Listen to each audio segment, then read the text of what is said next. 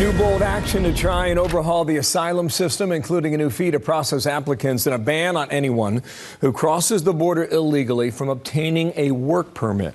Florida Republican Senator Rick Scott, Senate Armed Services Committee. Senator, good morning to you. Let me give you a few more bullet points here. Don't go on the screen, guys.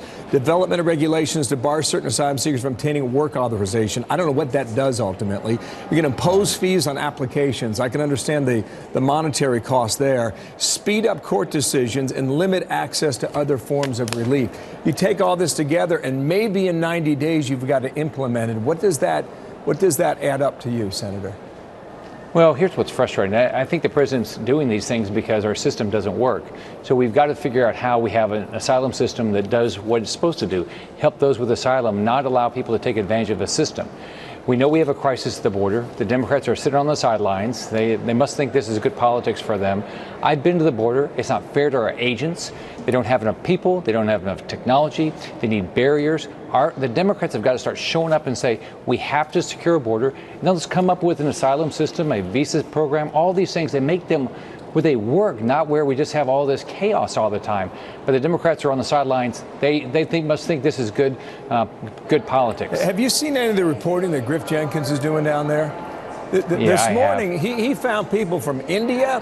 He found people from Cameroon. He listed off half a dozen other countries. He's only been there 24 hours, Senator.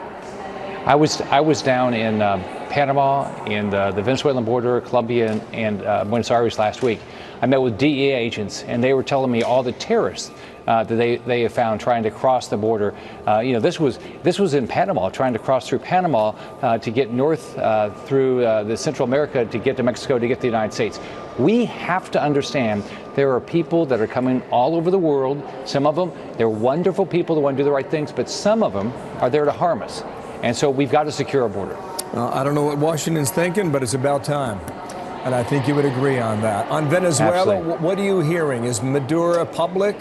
Is he staying quiet for now? This Guaido appeal for the military, has anyone in the military responded to his heed to take up arms, sir? Well, I've got a briefing today from the White House. I've talked to some military members. I was down on the border of Venezuela, the Colombian border last week. I saw the you see these moms with 2 or 3 kids sleeping on the street because they don't have a job, and the only food they get is from a USAID food station that gives them 1 meal a day, and they're waiting hours. So I'm hopeful. I'm hopeful that the military has come to their senses. I mean, look, we should expect that China and Russia walk away. That should be our expectations. Let the people of Venezuela dictate their future, not some faraway power. And if we don't, here's what's going to happen. We are going to have a Syria. You got Russia, China, Iran, Hezbollah down there. So we have got to do everything we can to support Guaido. I'm hopeful that at the end of the day, Maduro will be out of the country. He'll be in Cuba. He'll be in Turkey or someplace.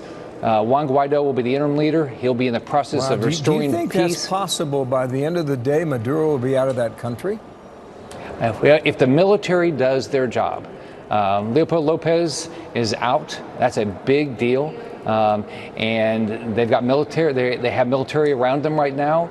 I think look, I feel so horrible for those citizens down there, and I see those little babies and their faces not having enough food. The children walking for hours to get to a school because they want to get educated.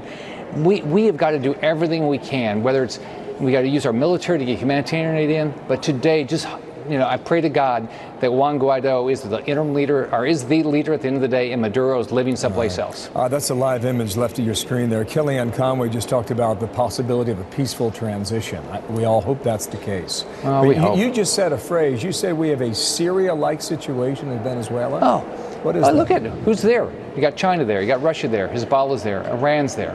Cuba's there. I mean, I got all the bad actors. And so if Maduro doesn't step aside, all these bad actors are going to get bigger and bigger and bigger.